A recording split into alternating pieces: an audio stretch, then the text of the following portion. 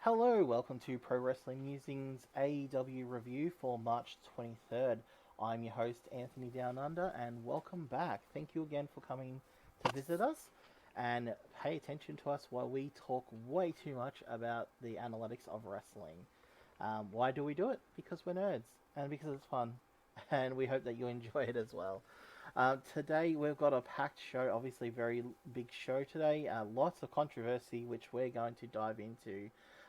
Make sure that you are all, as always, following us on Twitter, which is our at PW Musings Twitter address. Also, our website www.prowrestlingmusings.com for all of the latest stats and all of our latest articles, including the most recent article, which is a AEW weekly review, um, and also the stats from this week's show, including Punk versus Hardwood, which we will go into later.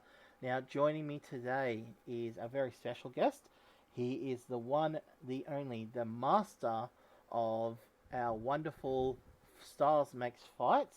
He is Sergi, and Sergi's video is coming through. As always, we always have Eventually. technical issues. Hey, There we Sergi, are. welcome to the show. Thank you for joining me today. Absolutely. Thank you so much for having me. It's been a while since I've had a chance to be on the pod. Definitely looking forward to contributing more frequently. You mentioned my Styles Makes Fights a series of columns. Those haven't been as frequent lately, but definitely want to bring those back from time to time. And I have also been working on other projects that we'll be talking about a little later in the podcast. And I appreciate the opportunity to share my latest stuff that I've been working on, and also talk about this week's AEW programming and all of the analysis and statistics involved with that.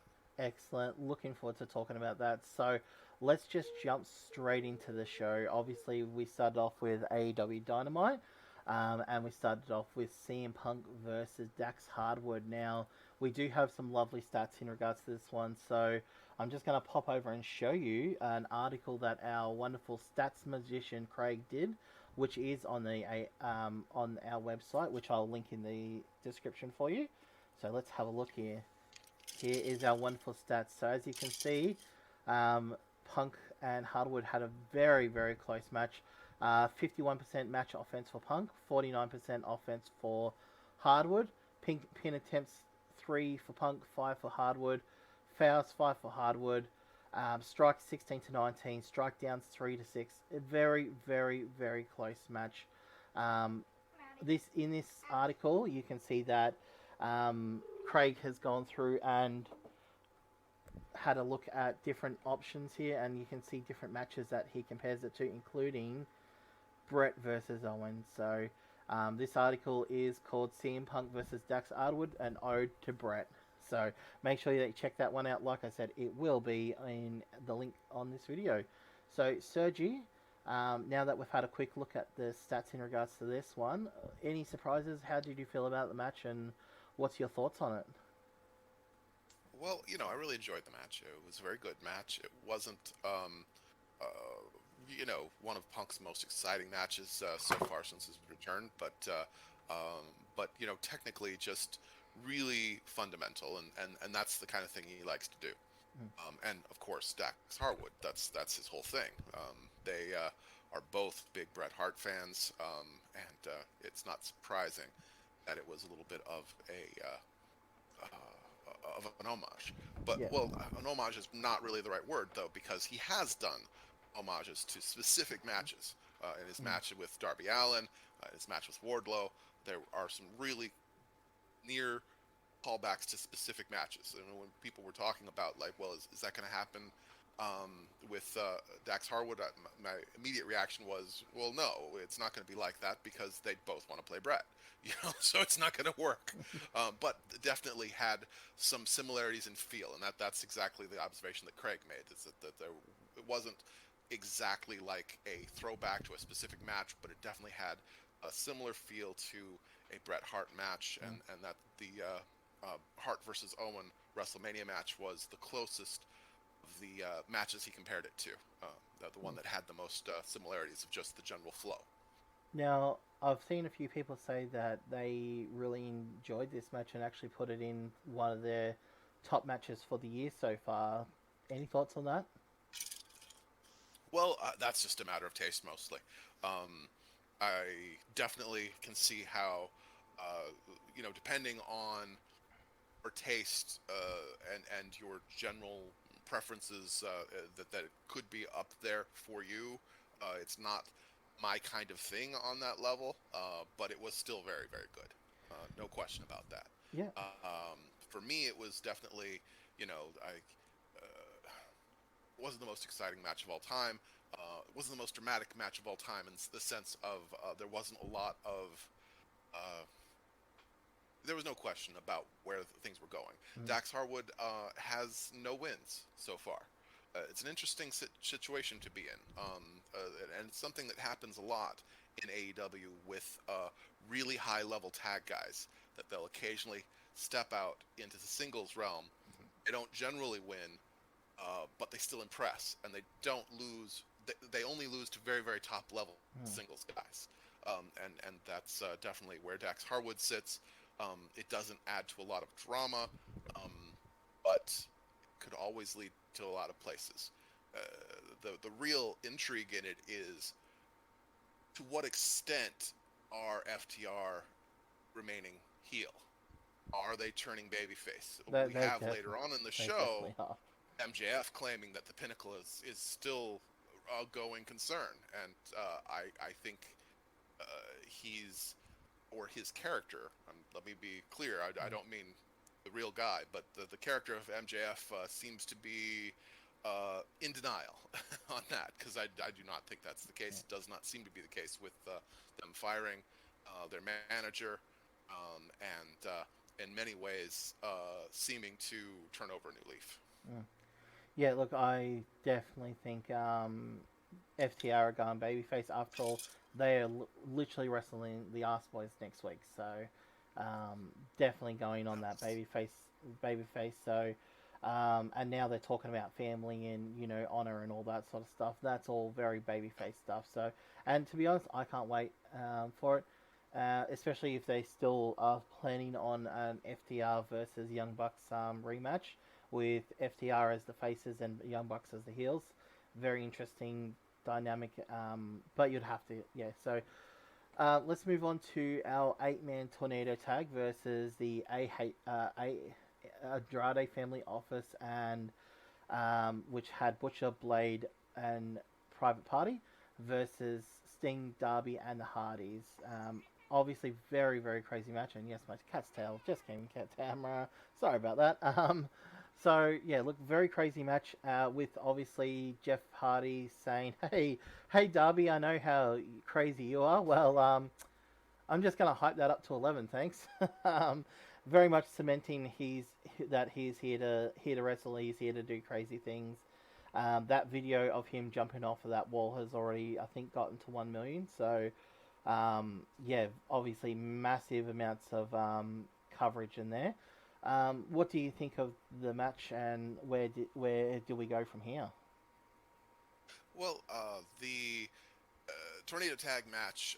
They've had a few of these lately. They had one at the pay-per-view, and it's coming to be kind of a specialty for Sting and for Darby to just be in chaotic matches like they had um, with with Punk against FTR and FTW goat. MJF. And just a lot of opportunity for some really um, intriguing.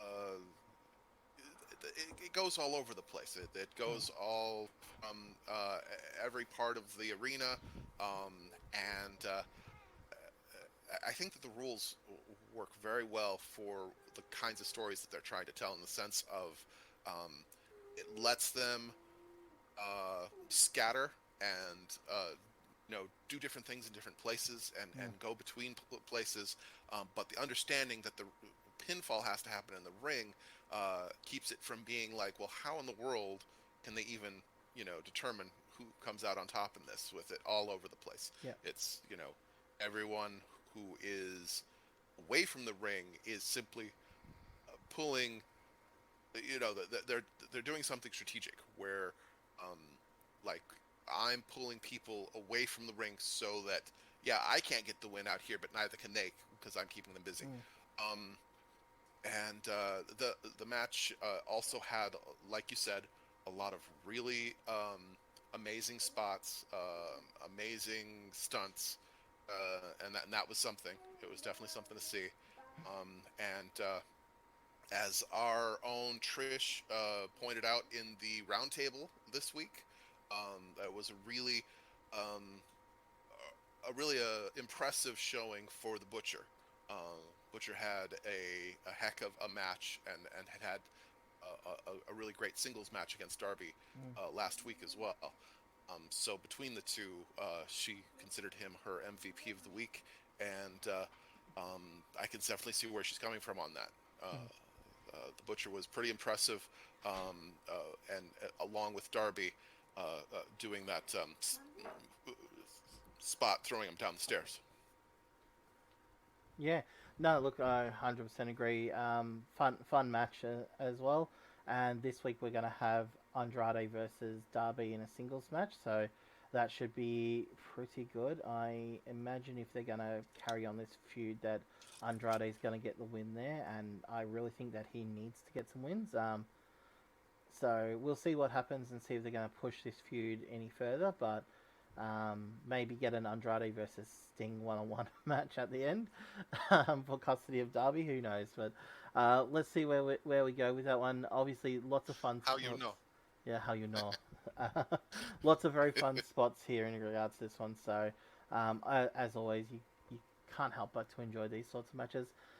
So the next we'll go from our chaotic eight man tornado tag to our very violent Mox and Brian versus Varsity Blondes tag match. So again, Regal on commentary is just amazing, and I hope that he never ever finds out Excalibur's name and just keeps calling him Mask Man.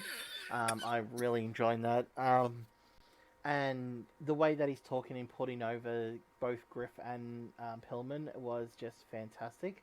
Seen a lot of people suggest that Pillman might be a good shoe in for the team. Oh, what's it called? The Blackwood Blackwood Combat Club is what they've calling themselves, and they've released a shirt now. So we've now got the name, and they did a promo at the end where they basically said, "We're not just going to let you in; you're going to prove yourself if you want to join us." So, yeah, my prediction last week. Sorry about my cat's tail. My prediction last week was actually that they were going to have a Wheeler Yuta one-on-one match.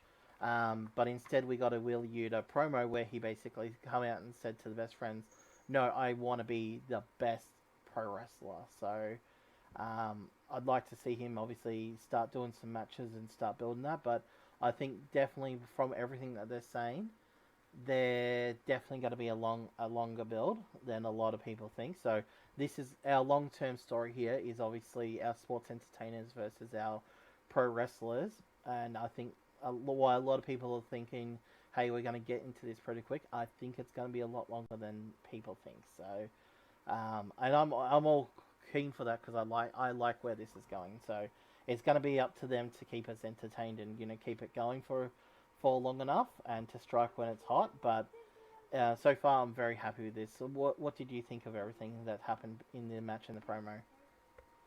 Well, there's a lot of things to talk about with this: the match, the promo, the commentary.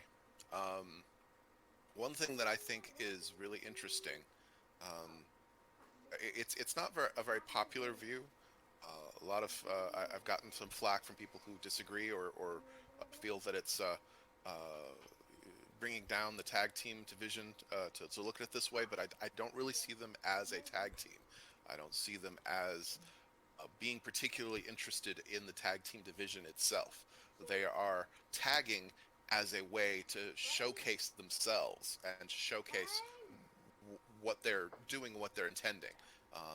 They have this plan to become a force in AEW that of mentorship and Hmm. bring in the young guys and show them the right way or their idea of the right way, and um, they're in tag matches just because at the moment there are just two of them, and that's all there is to it.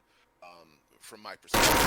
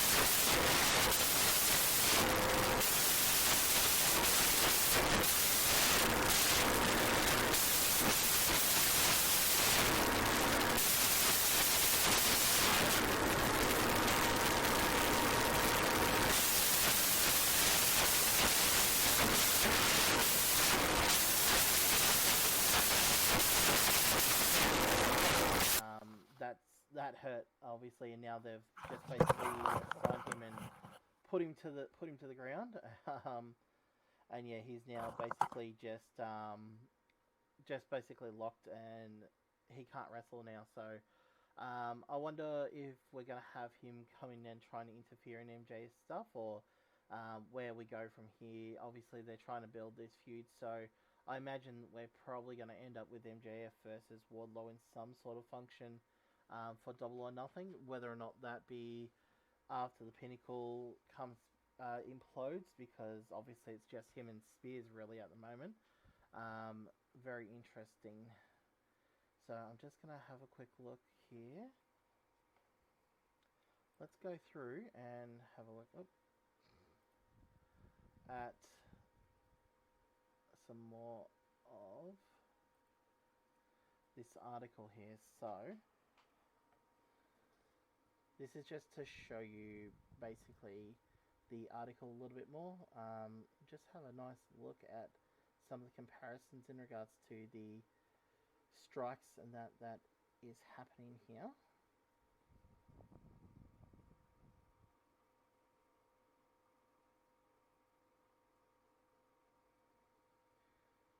And we can see here the chats.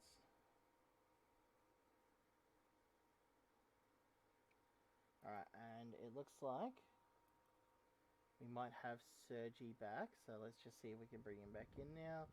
And I do apologize about all that. Sergi, can you hear us? Oh. It was just white noise for a little bit, but logged in and out a couple times, and seems to be working again. Should I pick up where I left off, or no, or have we left that behind? Fast, sorry. I just talked about MJF's promo, so if you want, take us through Jay Lethal versus Adam Cole. What's your opinions on this one? Jay Lethal and Adam Cole I couldn't even say two words about a match involving those two. Not my cup of tea. Yeah. Are you one of the you don't enjoy Adam Cole people? I mean, he's all right. He's not bad. He's good, but not exciting for me. Yep. I can take him or leave him, and Combining that with Jay Lethal, yeah, I wasn't really paying much attention to that match. Yeah, I'll admit that anything to do with Jay Lethal in any regards, I switch off. So I didn't watch it. I did watch the segment at the end where basically Hangman came out to confront after being called chicken. Um, got in a bit of a scuffle and Adam Cole stole his belt. So later on a Rampage, they steal the other belt. So currently at the moment, um, Red Dragon and Adam Cole have all the belts, and fun thing happened, which will I guess will lead us into the next segment. Um, Britt Baker posted about that they weren't going to do what Ty and Sammy did with the belts that they've got currently. So Yeah. let's let's go through that promo. So we had Sammy Guevara and Tay Conte coming out and just basically like, we love all of you people, yay, typical like very basic face promo. And to be honest, Sammy should be above this level at the moment. I feel he's been a champion. He needs to be doing better promos than oh, you people, all you people are great sort of thing. They talked about wanting to get revenge, and then obviously Scorpio Sky, Ethan Page, and Dan Lambert, our co-TNT champion, came out, and that is how I'm going to refer to him from now on, just to annoy everyone, including myself. I'm annoyed at it as well, so don't worry. But it is brilliant that what they've done there. They came out and obviously Sammy's trying to get a match against Scorpio, and Scorpio's just said, "Nah, not having that. Not gonna do that." On Rampage, there was actually also a segment where he said that he's stopping the open challenges. If you want to challenge him, you have to prove that you can. So very interesting way to take the belt. Obviously, a very heel thing. But I am a little bit concerned because at the moment, obviously, the you're getting the AEW championship only challenged for once every now and then, and the champion's not having that many matches, and now you're going to also have another champion not have any matches, and especially for Scorpio, who basically got his win streak and his win record on Dark and Elevation, and hasn't fought on Dynamite for ages. I feel that he needed to really wrestle and beat really good people in the ring and show why he should be champion. And I think that this isn't the right way to go about it. In the end of the segment here, in regards to this one, Sammy and Ty alluded to that they did some adult activities with the belt, and a photo was put on their Twitter of them laying naked with the belt wrapped around Ty. So that's caused a lot of issues online, which we're not going to get into because it doesn't involve us. If they want to post that, that's up to 100% up to them. But it was a very interesting moment because I think a lot of people would like to see them go heel and become like overly obnoxious, kind of like the A level couple in the company. And I feel that this would have been a really good moment to do that if they were going to do it. I don't feel like it was a particularly strong. Like I said, I don't feel it's a particularly strong promo. There wasn't much meat to the bones here, and I guess I guess it was a hit and a miss. And a lot of people are saying that Sammy and Ty are the new Cody and Brandy. So let's hope not. But what did you feel about the whole thing, Sergio? I saw some facial reactions there that indicate that maybe you absolutely love this segment. No, no, no, not at all. It was all right. The I was more thinking that you're making some good points about about the rankings and Mm. about the and how that affects the TNT title. On the flip side, there are more titles now. We've got the TBS title being defended very regularly. Well, Um, it hasn't been defended in the last 3 weeks. yeah, but I mean, generally, it Yeah, was defended every week for quite a while. it was. Um, and so there's other titles that they can focus on. But on the flip side, you have this. You could say, well, we're not going to have an open challenge, And I mean, the TNT Championship, the best way I've ever been able to understand it is that it's champion's choice, because usually the champion in that case can choose his challenger, which could include an open challenge or a specific challenge to particular Mm. people or whatever. And it's been like that from the beginning. Sometimes the champion chooses specific challengers, like I want to fight him, I think he deserves it, Yep. or they put the sign up sheet on the wall or whatever it is that an open challenge consists of. So it's not changing that much to say that it's champion's choice, and that Scorpio Sky can choose to change the rules on this, because the champion has always decided on the rules in the case of the TNT Championship, as opposed to the World Championships. But the flip side is that he's saying that, well, you need to earn it, and that's kind of trudging on the toes of how they are, in theory, booking the World Championship. Mm.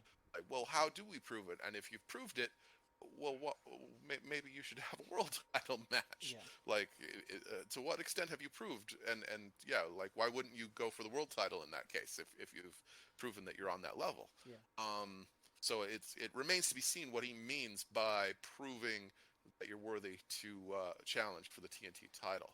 Mm. And I think that, like you were saying, if he's not, um, he has created a lot of bragging rights based on very little.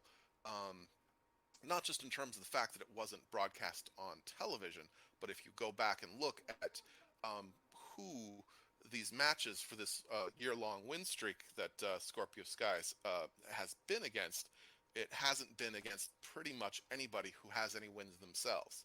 And I think that that's the part where a lot of the premise of AEW's booking and of their ranking system tends to fall down, is in Mm. strength of schedule. Yep. That there's a lot of people who are being touted as, world beaters when they're jobber beaters, Yep. and it's just, it fails to impress. And but on the other hand, as a bad guy, he should be ducking uh, Stronger. legitimate Yeah. competition in order to show his cowardice, to show Yeah. the traits that make him uh, the bad guy. So it's a tough line to walk. Yeah, no, I 100% agree with that. So next we're going to move on to the Red Velvet versus Layla Hirsch rubber match. So this was obviously our third match in this series between the two of them. The first match, Hirsch won.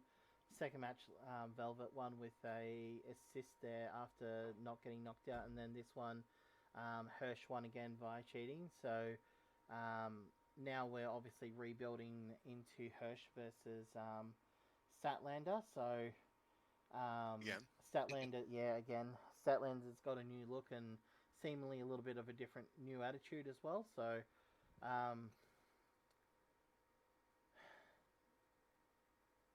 to be honest, it's I didn't like Hirsch losing the other week because if they wanted to get Statlander back involved, it could have been to save her after a beatdown. Hirsch has been really hurt. She got that huge win on the pay per view, and I thought, yes, she's finally getting this push. She's had the heel turn. She's had a couple wins. Now she gets this huge win over Statlander and has really established her. And then all of a sudden, she's then lost to Thunder. She's then, which is, she's now the champion. That's fine, but considering like how that she lost so quickly after this huge match, and now she lost to Velvet, and now she's just won due to cheating again.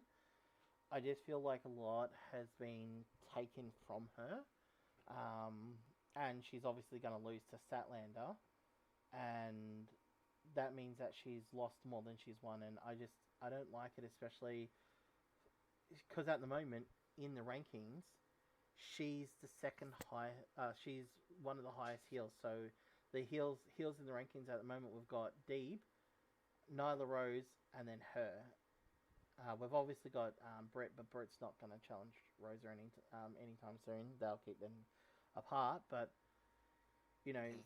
for her to be, she's at the moment ranked fifth, but for her to be losing like this is, it's just, I don't know. It goes into the, I guess, the wider thing of that the as much as we've seen some improvements in the women's division, and we will get into this, they're still failing on the fundamentals. But what did you think of everything involving Velvet Hirsch and, I guess, the match and the build of this program?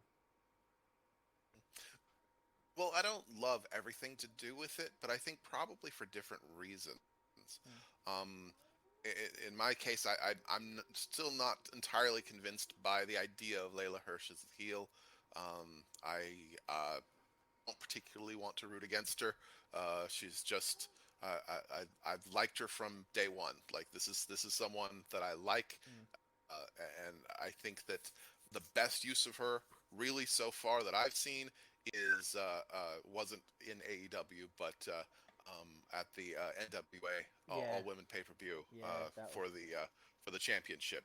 She's a size underdog who makes up for it with technical excellence.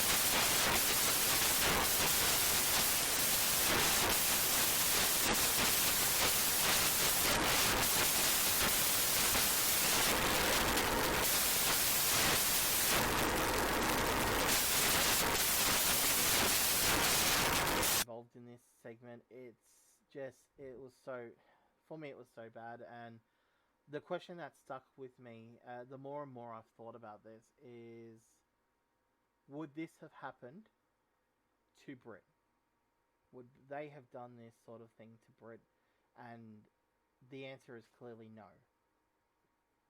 There's a much easier way to do this if this is what they wanted to do, but you had to give Rosa her time to actually celebrate and talk about, give herself a moment to be the champion on her own terms.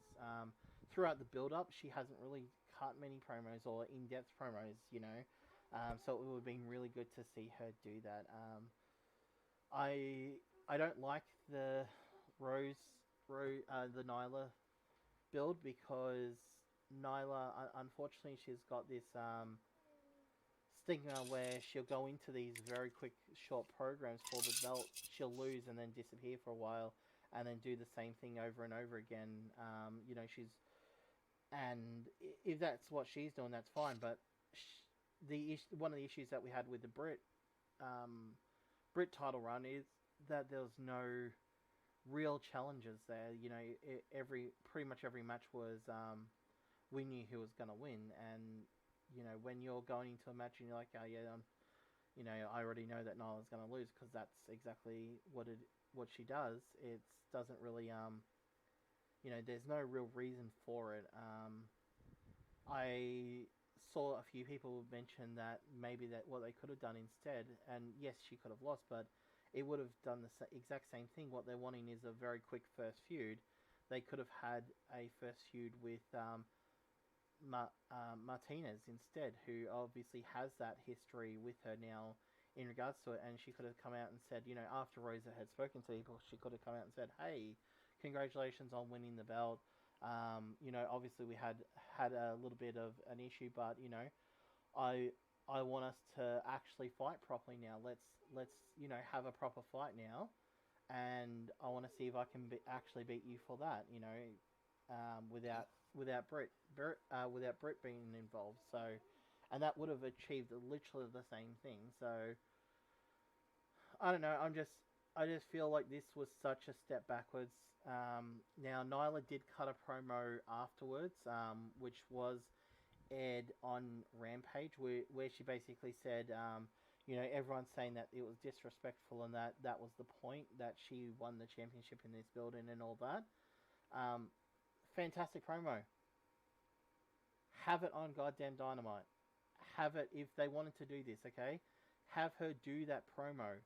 Literally have a backstage thing. Have the backstage Titantron interrupt her and say, you cost me this. She just proved in this promo A that she didn't need Vicky, and B she could have done it on the Titantron, and then basically came out and attacked her while Rosa was watching the video that was that she thought was live.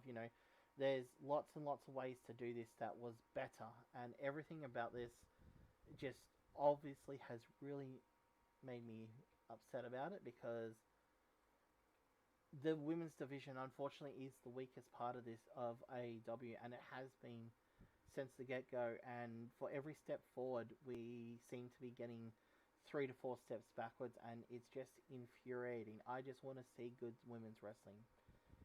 Is that too much to ask? Sergi, I have talked a while. I need to rest my voice. What's your opinions on everything here? Well, I agree with you on most of your points, but don't have quite as negative of an overall view. I mean, the segment was very bad. It was badly done. It was poorly thought out. Um, I think that just about anyone else, if they were being given a uh, a celebration, a championship celebration segment, would have been treated with a lot more care and a lot more attention to detail, quality. Um, on the flip side of it, I think that in a lot of ways, as I was mentioning before, that the the women's division is in better shape than it's been in many ways since way back in the women's title eliminator. In terms of there being some intrigue, there being multiple feuds going on at once, and I think that that's great. Um, Not all of the feuds are perfect. There's certainly negatives to some of them in terms of,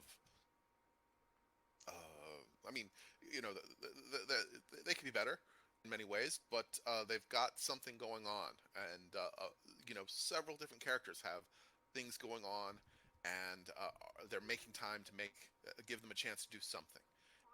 And I think that that's great. I think that that is a really important step forward. Even in the case of even when something gets messed up, as the championship celebration with Thunder Rosa, unfortunately, definitely, I would say was. Um, but I think that the thing that really is important to keep in mind about the women's division is that if it was completely bungled, then we would not care the way that we do about it being better, because they wouldn't have gotten to the point of us caring about these characters and they have. There are numerous characters who have successfully gotten over with us, the hardcore fans who uh, talk about it online and et cetera, and the fans in the building. They're over with them. They know who they are and what they're about, and that's an accomplishment. That's something they have successfully done. Um, Whoever you want to credit with it in terms of, I mean, sure, you can always say the women should get more time than they do, but they have got enough time in order to get a number of characters over in terms of who they are and why we care about them and why we root for or against them. So uh, I think that's a caveat or a silver lining that shouldn't be forgotten. Very interesting point, something that I hadn't really thought about. For me, I guess it's more of a question of when we look at the build of the men's division and that versus what's going on in the women's division, this stuff wouldn't happen in the men's division.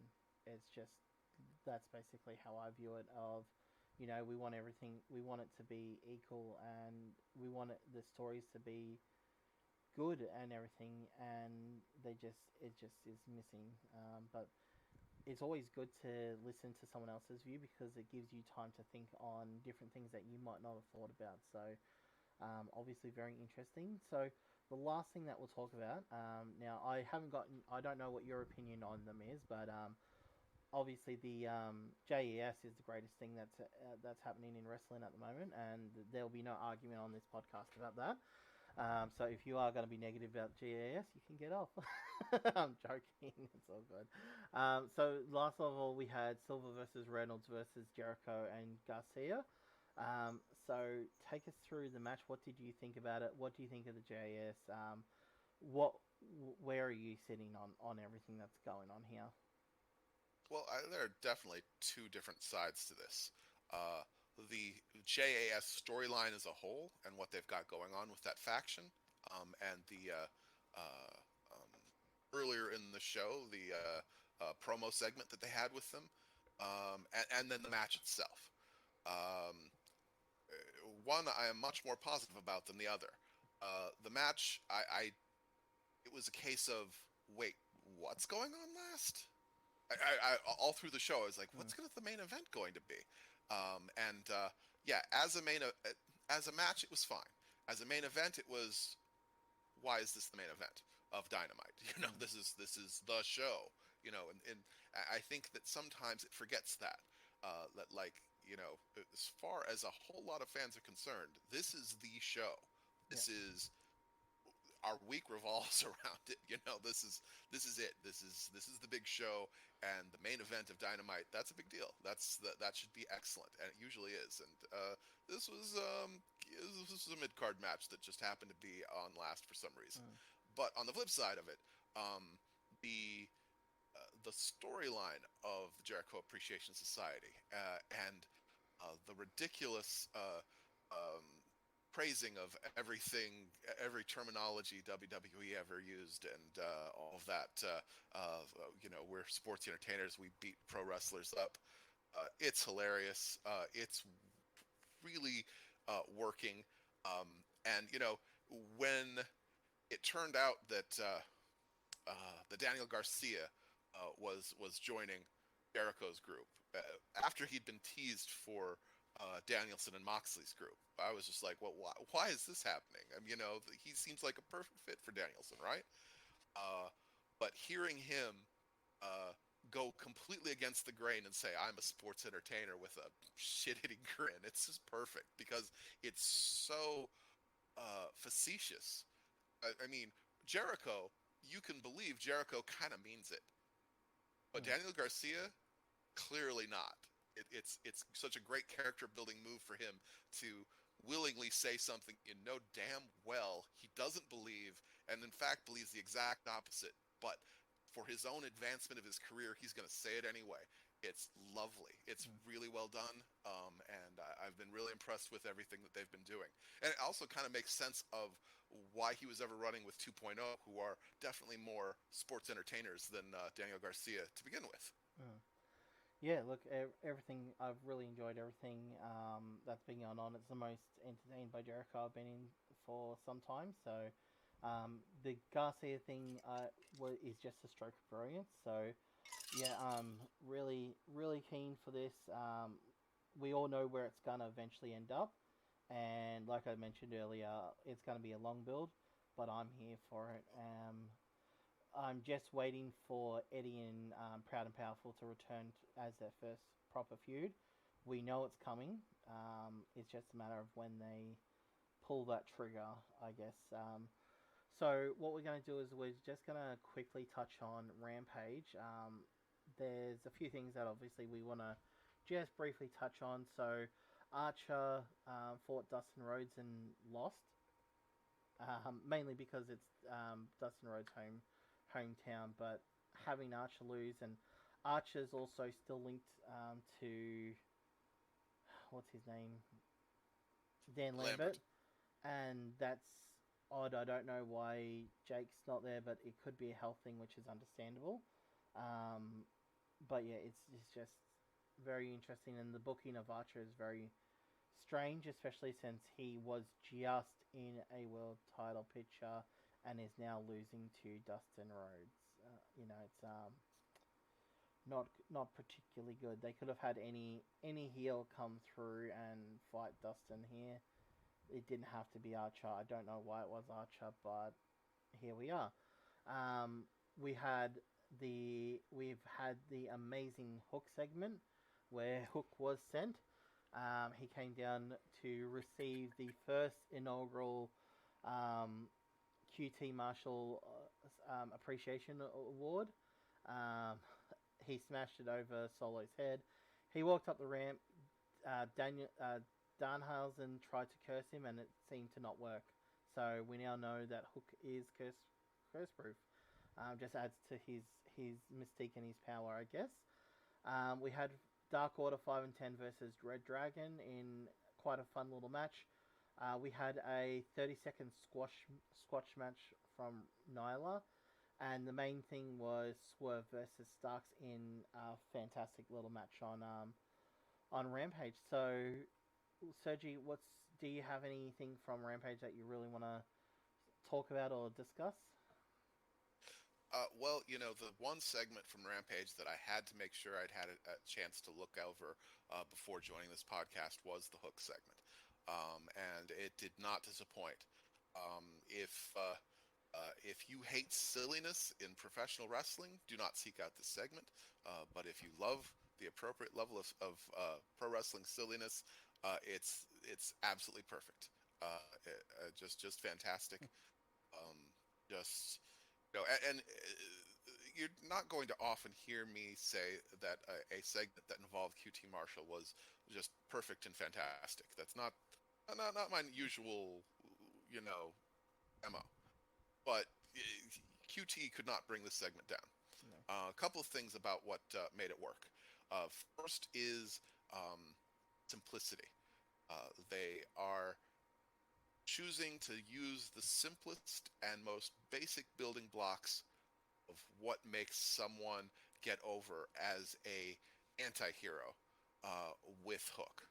He barely speaks, and he just simply does logical, and he just he's faced with the ridiculous, and he uh, is annoyed by it as anybody could sympathize with.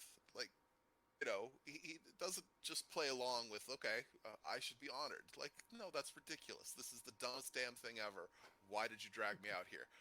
Also, it's very generational, in the sense of, I remember the commentators were saying something like he seems annoyed that he was woke up for this, and he just Hmm. seems very much like someone that a teenager could very much empathize with Yeah. and can connect with, which I think is a big part of his appeal too.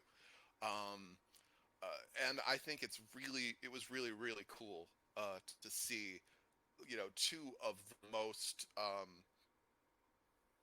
just over meme type wrestlers facing off against each other. It was To be completely ridiculous and over the top with it, it was like Rock meeting Hogan, except if they were meme wrestlers.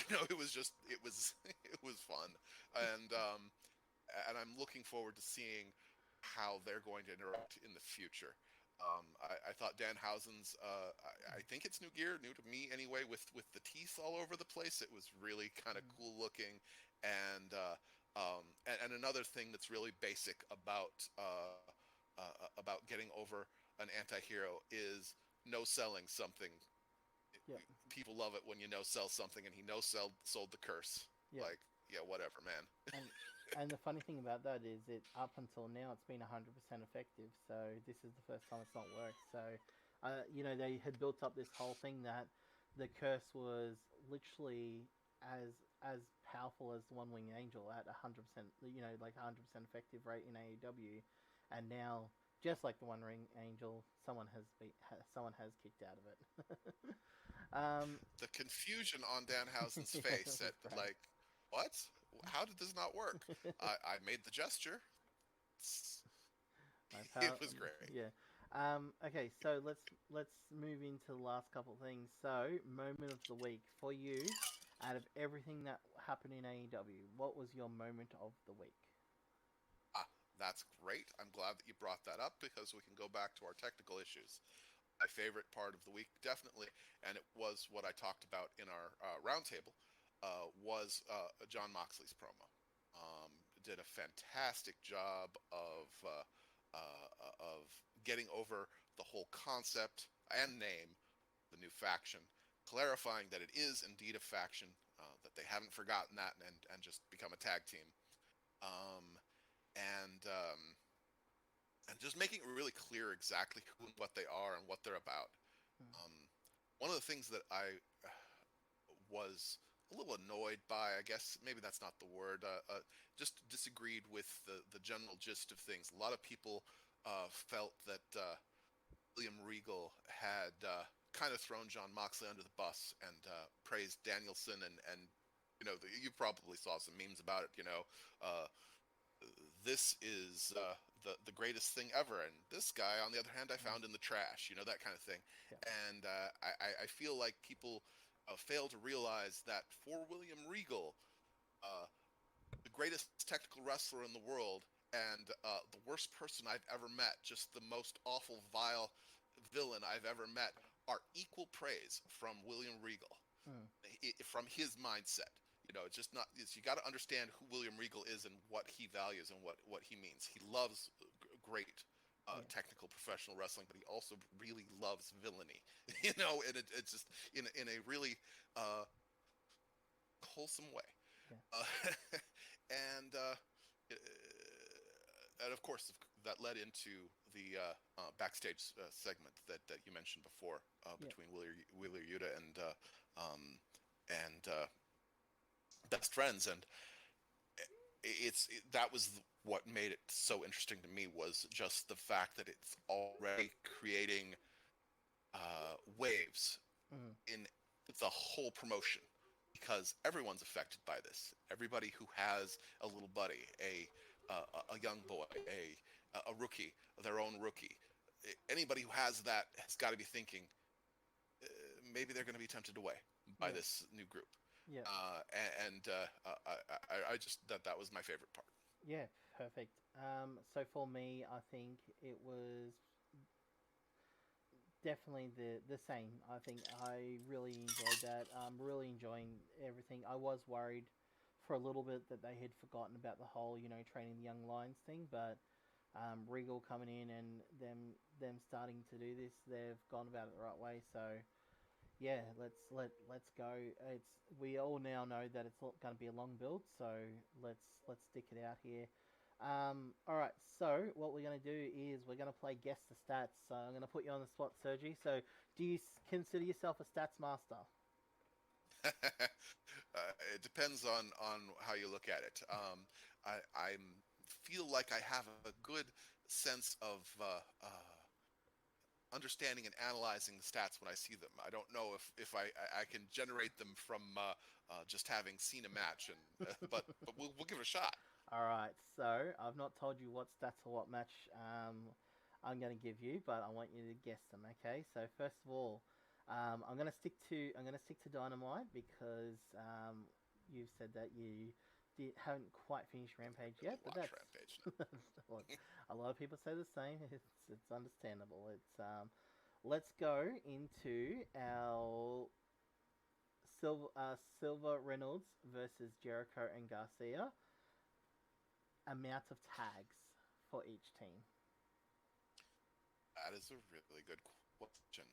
Um, the I would be surprised if the heel team didn't come out on top in that. That is certainly more common.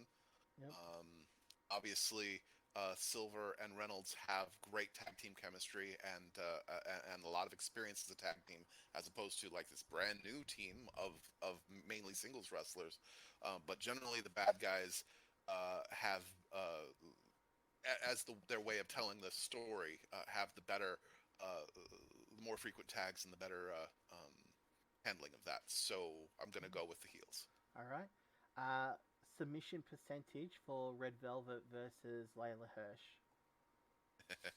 Well, it would be a heck of a shock if Layla Hirsch did not have more submissions. Um, I think Layla Hirsch has an interesting style because she always seems technical no matter what type of offense she's using. Hmm. You know, she uses a lot of high flying moves. She uses a lot of strikes, but she uses them the type of those that are associated with the sort of the junior style, the very technical sort of style. But of course, she uses a lot of great grappling maneuvers and submission holds. Yeah, and I don't think that that's a big part of Red Velvet's No. arsenal at all. All right. So I'm going to go with Layla on that one. Excellent. All right. And final one. Are you ready for this one? Who had the most match offense in the 8-man tornado tag? Ooh, that's tough because you had a lot of fiery offense and crazy moves from the baby faces, uh, but I'm going to go with the heels again. Their heat segments last longer, even if they don't seem to have as much impact over time, Hmm. and it adds up. I'm going to say that the heels probably had a bit more offense than the baby faces, though it probably was closer than, oh, let's say, for example, the incredible murder by John Moxley and Bryan Danielson. Now, I didn't use that one because you said that you already knew that one. So why don't you tell everyone what the match offense for that one roughly was? They had like double. It was I thought it was really interesting the contrast between what Punk was doing with Dax Harwood in an incredibly even match, and then the just absolute murderization of those poor Varsity Blonde boys in the tag match. I do want to know what on earth is going on with Julia Hart, and is she actually going to join the House of Black? Because that's been ongoing and needs to be addressed like very soon. Because I feel like they've just dropped that.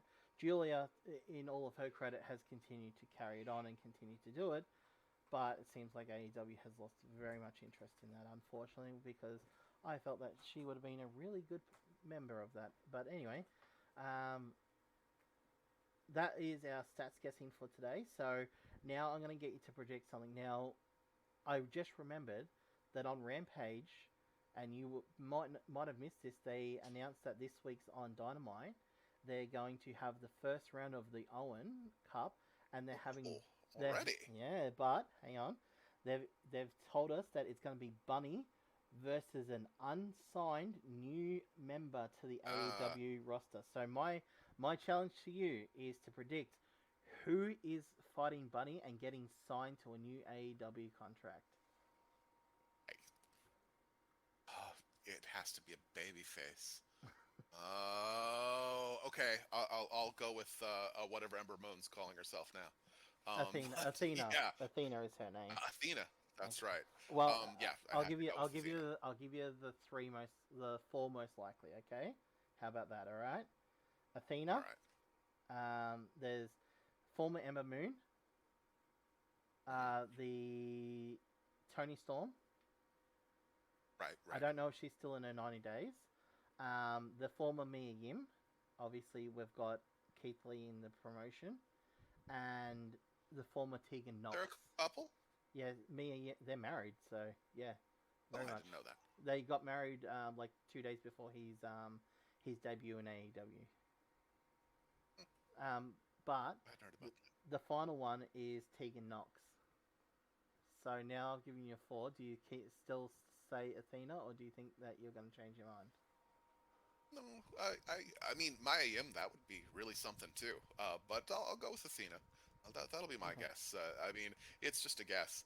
I'm glad to hear updates on it. I saw on Twitter the talk about that Tony Khan was planning to sign a big new women's division wrestler, and that's really exciting.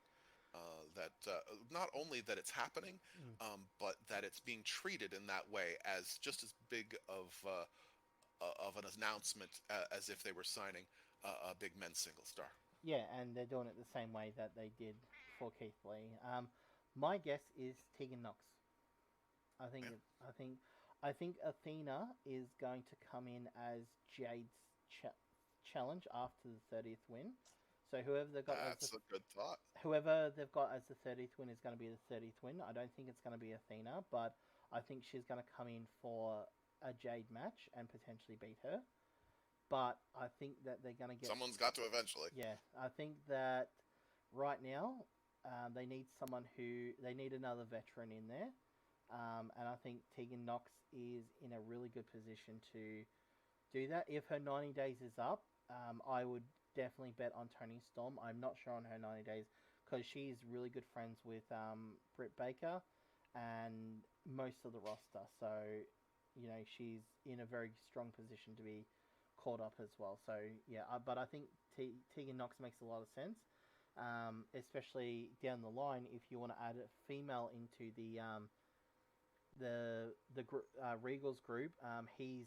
Regal has multiple times mentioned how good he thinks Tegan Knox is. Um, so I think that would be a really good add in. So yeah, all right. Now, Sergi, you wanted to talk about some stuff that you are currently working on. So Hmm. why don't you tell us what on earth we are looking at? Well, I have been working on a new spreadsheet. You know that probably a lot of listeners are aware that the Styles Make Fights series is based on a spreadsheet, a workbook that I use to compare the fighting styles of different AEW wrestlers. But I decided to take another crack at the rankings, at the concept of ranking wrestlers based on their wins and losses and their strength of the schedule. And I've decided to take a new approach to it based on tiers. I mean, most people have seen those tier charts where these are the things I think are S tier and A tier, etc. And and then and that's basically what I want to look at is how can we really work out what is the strength of schedule that someone has based on who they've beaten and who that person has turned around and beaten, and not just like wins over someone who's never had another match or who's never had a win, and really uh, getting into the difference between those two things. Um, and there's two main pages to what I'm talking about. The one you're on is tier bar, and that is where you can look at an individual wrestler and then look at their wins and losses based on the competitive strength of their opponent. So, like what you're on right now is Max Friedman, and you can see that his only two losses are against the very strongest of opposition. And if you switch to a different wrestler, you'd see something different. Do I just click on this If you could, arrow to switch wrestlers? yes, the if you that arrow lets you a choice of all the wrestlers who meet the qualifications of the categories on the left, how many matches are minimum, etc., etc. Okay. But yeah, you can it'll change to a different bar graph for a different wrestler if you just switch it up. Yeah. So it's not letting me switch. Here, let I it should be changeable by anybody, but maybe it's No, not. that's okay. Is Let's. it changing when I do it? Yeah, there you go. Did it So change? yes, Did it it change to did. Cody Rhodes just now? Yep, yes, it did. And that's Yep. see, and then there you see, a lot of there's a few losses and a couple of draws, but those are only at the very top level of competition. And then if you switch, well, I'll switch since we're Hmm. looking at the same thing. Um, then there is ranking people based on that. And what I want to do is compare the rankings that AEW has been putting out, their top five rankings that they've been putting out from the beginning, with what I would consider better rankings based on the analysis that I've been doing. So is that in this And ranked you know section? what? Is that in this ranked section here? Yeah, I just went to the rank tab, and Okay. like this is as of the data that I've input so far, who the top wrestlers are. Um, with a little bit more emphasis on the most recent 6 months, but with some consideration for the lifetime of the wrestler within the promotion. Mm. At that point, Maxwell Jacob Friedman would be my number one wrestler, with just ahead of Kenny Omega, based on their record and who they beat and the strength of their schedule.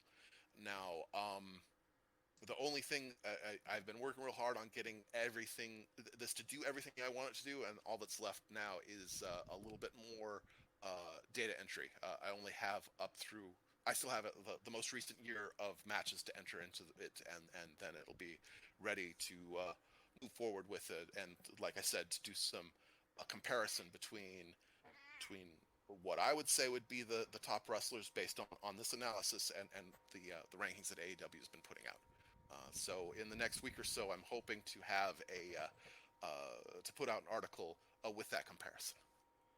Excellent. Well, that is really, really cool, and I can't wait to actually have a proper play around with that and see who you think is the rankings and all that. So, yeah, that's going to be really good, and that will be posted on the Pro Wrestling Musings website as well and Well, Twitter.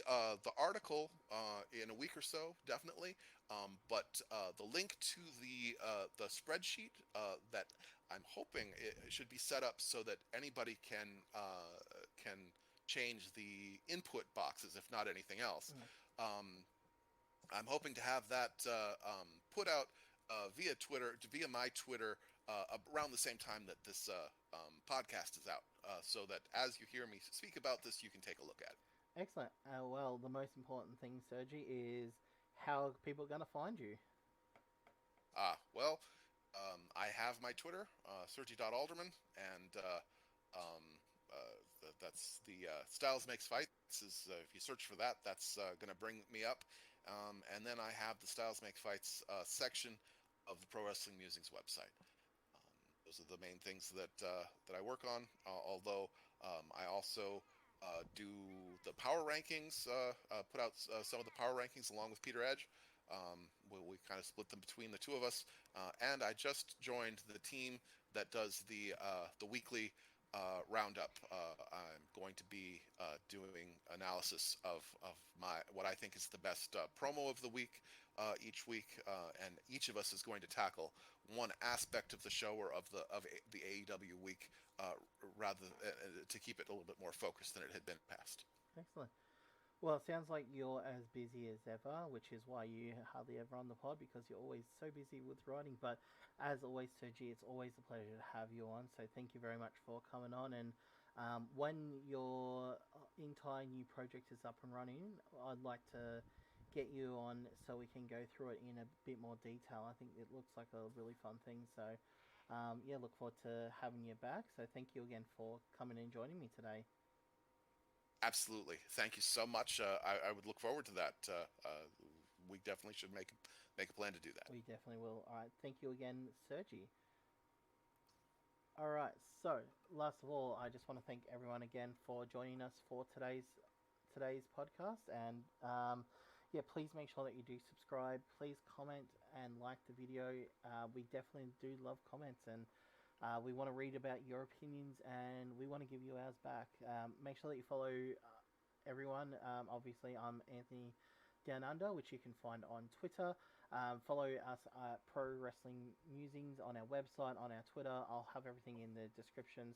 So just make sure that you're looking at everything there.